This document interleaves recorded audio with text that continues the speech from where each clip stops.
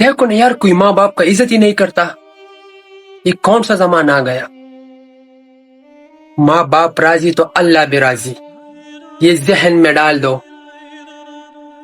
ایک دن تم بھی ماں بنو گے، ایک دن تم بھی باپ بنو گے. یہ تمہارے ساتھ ہوگا. تم ماں باپ کے ساتھ ظلم کرو گے تو تمہارے ساتھ بھی ظلم ہوگا. نبی صلی اللہ علیہ وآلہ وسلم کے پاس ایک صحابی آیا.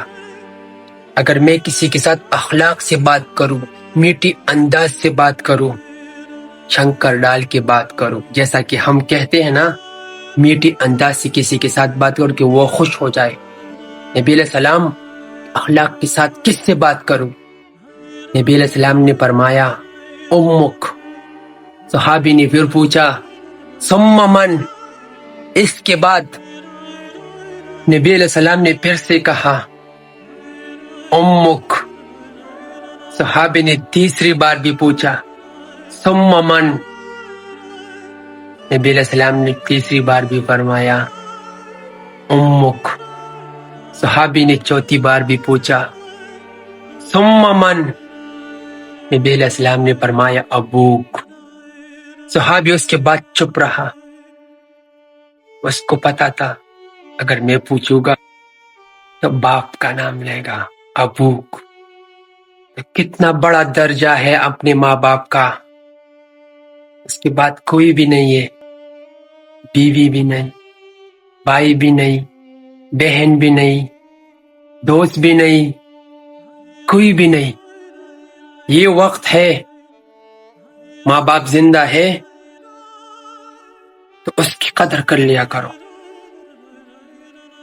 اس کا عزت کرو، جنت مل جائے گا.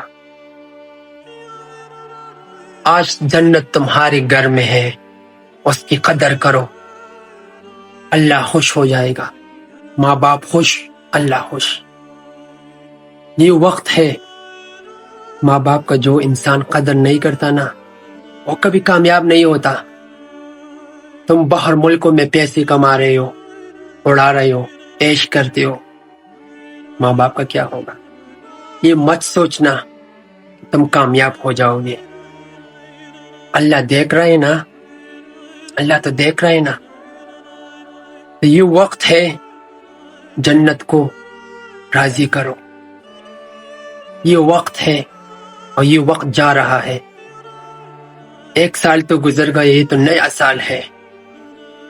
معلوم نہیں آنے والے سال میں ہم زندہ رہیں گے یا نہیں، ہمارے ماں باپ زندہ رہیں گے یا نہیں. تو یہ وقت ہے تو کوشش کرے، اللہ کو بھی راضی کرو، ماں باپ کو بھی. دنیا بھی مل جائے گا، آخرت بھی مل جائے گا، زندگی میں بہت سکون ہوگا.